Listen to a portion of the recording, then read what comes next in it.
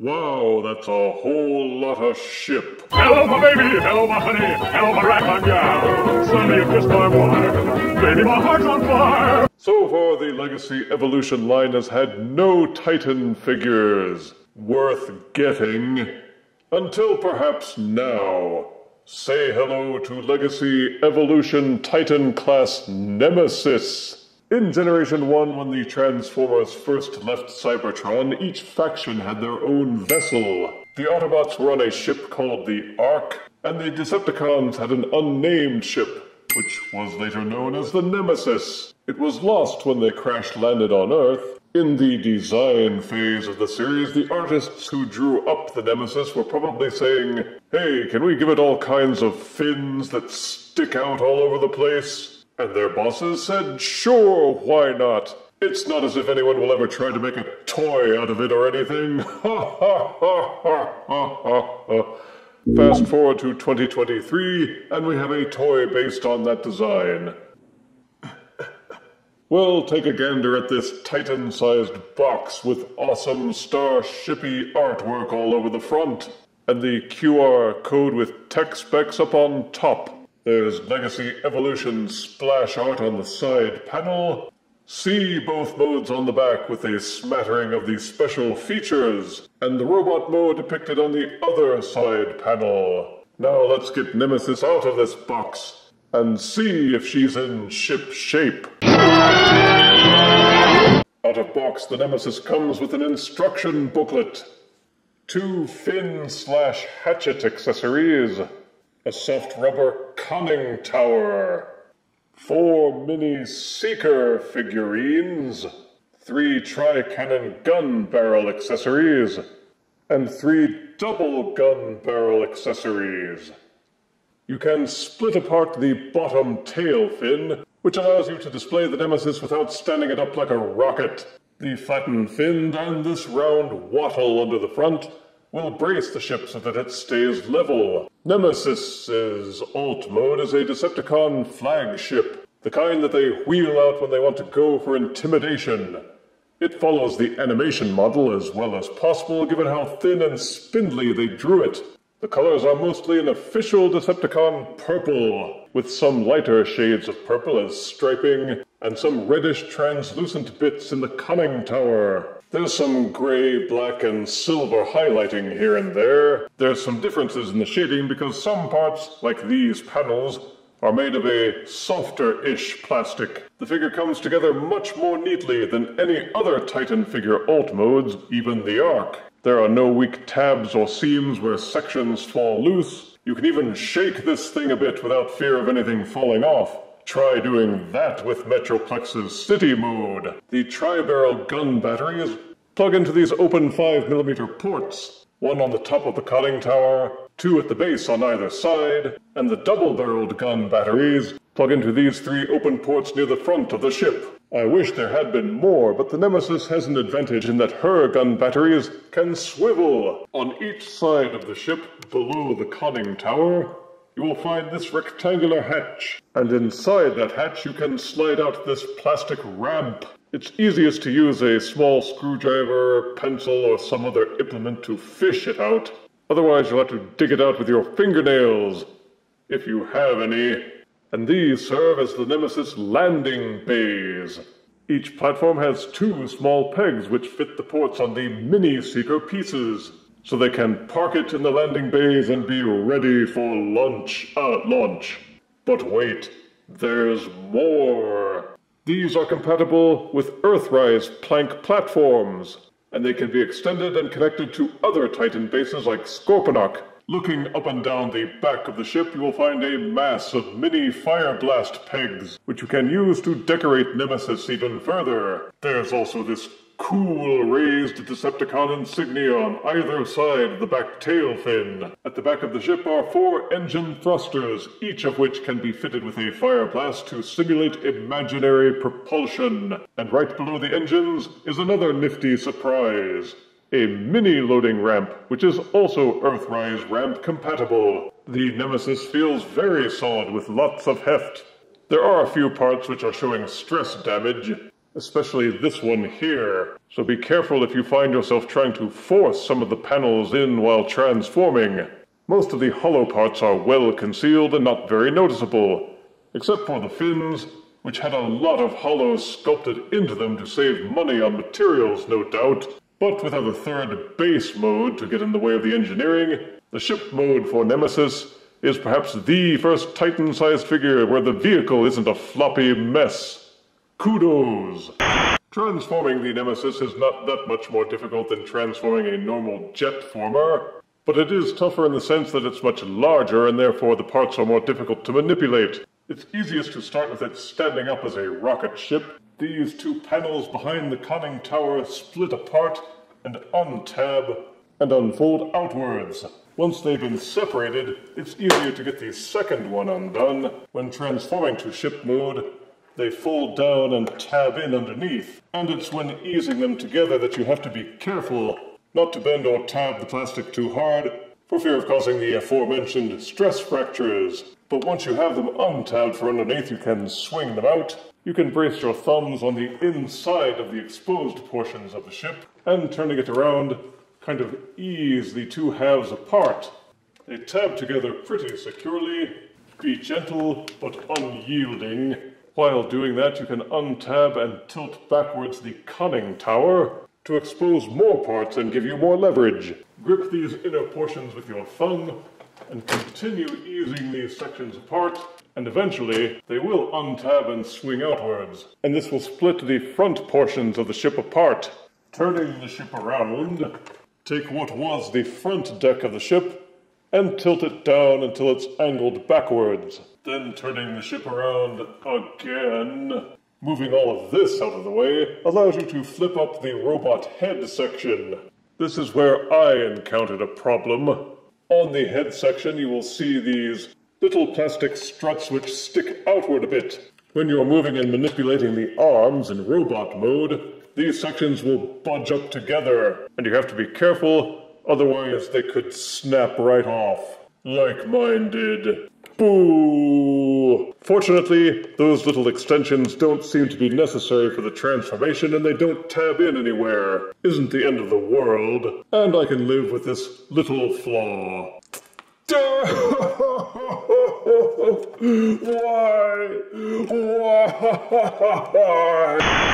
Well, anywho, you can move up the conning tower after that. The conning tower has this hinge set in it. You will see this small tab at the end of the conning tower, and a corresponding groove on the inside of the ship. Angle those both up, tab them into place, and they will click and hold. Rotate the entire upper portion of the ship 180 degrees. The entire aft tail fin will detach and untab from the ship's body. They clamp and tab together for the ship mode. Just untab them and pull them apart, and flip out the entire rear tail fin. Behold this hinged armature. Angle it out into this funky L shape, then give it a 180-degree rotation. You will see this clip on the inside of the fin section, which clamps around this exposed tab on the conning tower. Angle them both so they clamp and tab together, and then prise the two halves of the tail fin apart and flip them open to form her wingadings. Turning Nemesis around again, go to the other large tail fin. Those will also split apart, and then the entire rear section of the ship will split in half. It's easiest to turn her upside down. Go to the engine thrusters, then use your fingers and thumbs to pry the two sections apart where they tab together. From the inside of the ship you will see the robot feet, which click and angle out. Then rotate them 180 degrees to invert them. You kind of have to split the legs apart like this to angle them out, to give the feet enough clearance so that they won't bump into each other while you're doing this step. From the inside you can see the robot legs, or at least the robot thighs. Using these accordion double hinges, angle it out. Repeat for both sides, then rotate the thighs so that the big fin sections are pointing out. You can tilt the legs down so that the figure will stand on its own. Then yes, you've got to fold the fins up so that they tuck inside these hollow cavities. The base of the tail fin tilts inward, then you fold the upper portion of the fin until it's slightly less obtrusive. You can see that this little nub sticks up and tucks in right under the knee joint. Then these other sections up near the knee also fold inward 90 degrees so that they aren't sticking out to the side. Turn the Nemesis around again. Fold up these smaller fin sections. Rotate the entire fin sections on the front of each shin. They will invert and click into place. Then they will split apart in the middle, fold outwards, and tab into the sides of the shin. Do a repeat for both sides. This will form Nemesis's robot knees. Rotate the upper body 180 degrees. Again.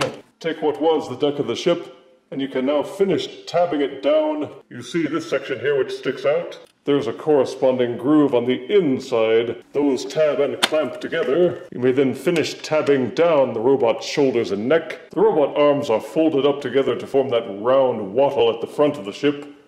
Untab and pull them loose. You can see these sections unfold. Once folded down, you can unfold this panel on the side of the arm. This will allow you to rotate out the robot fists. Once that section is unfolded from the inside of the robot arm, rotate the hand, then unfold the robot fingers and thumb, and reclamp the panel shut. Make sure that these panels are angled up and tilted slightly back, and the transformation is largely complete. The promotions for Nemesis bill her as one of the tallest titans ever made. However, they include these big shoulder spikes, and I'm sorry, but I don't qualify protrusions as part of an action figure's overall height. I measure by how high the tops of the heads reach, and that's the head itself, not any antenna or attachments it might have. Otherwise, Thrilling 30's Metroplex would easily retain his crown just by extending up his shoulder guns, or tilting up his shoulder-mounted cannon. By that metric, Nemesis is only about 20 inches tall. An inch taller than the Ark's 19 inches, but definitely not equal to Thrilling 30's Metroplex's 22 inches.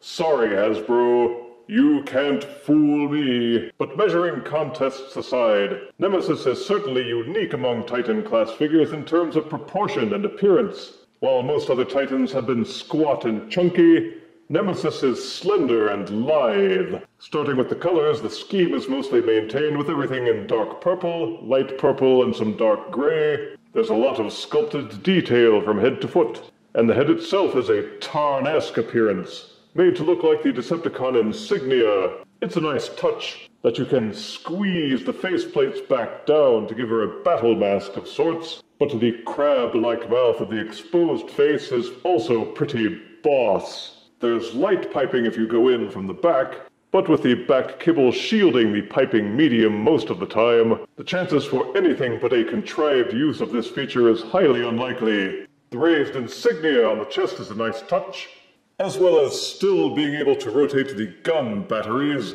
By employing this handy switch on the forearm, you can still slide out the landing bay hatches to launch the mini Seeker figurettes. Ain't they cute? But death, you say? Why doesn't this figure have any accessories?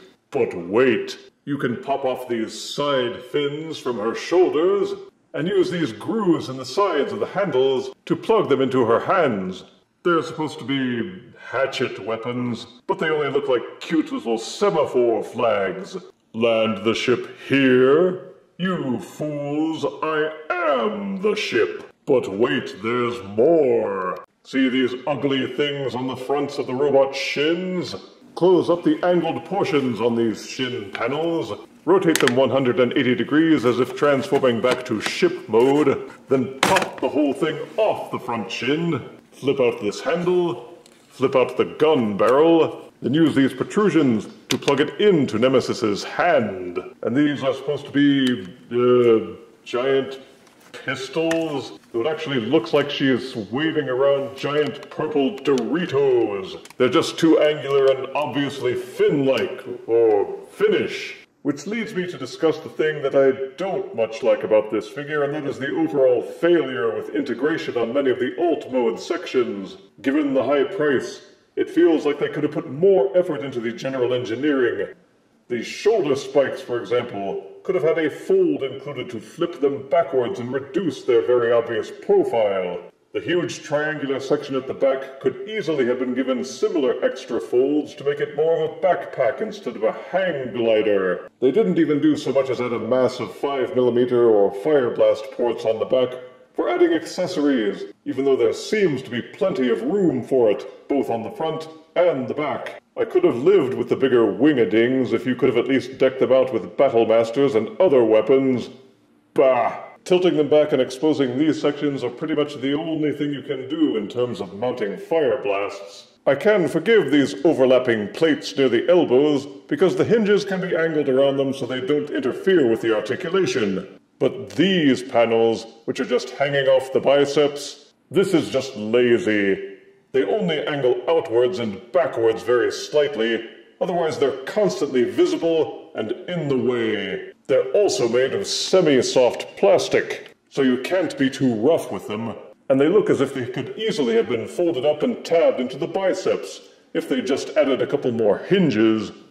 Boo! The legs have similar issues. The thighs are really short, while the shins are like stilts. While they look okay from the front, at the back there's these ship parts that don't really fold in anywhere, and the giant fins folded across the back. Again, just one more hinge fold, and they could easily have hidden these, but they didn't. Each one just has one accessory port, and that's it. If you go over the entire figure, you will find open ports here and there, so they haven't ignored that option.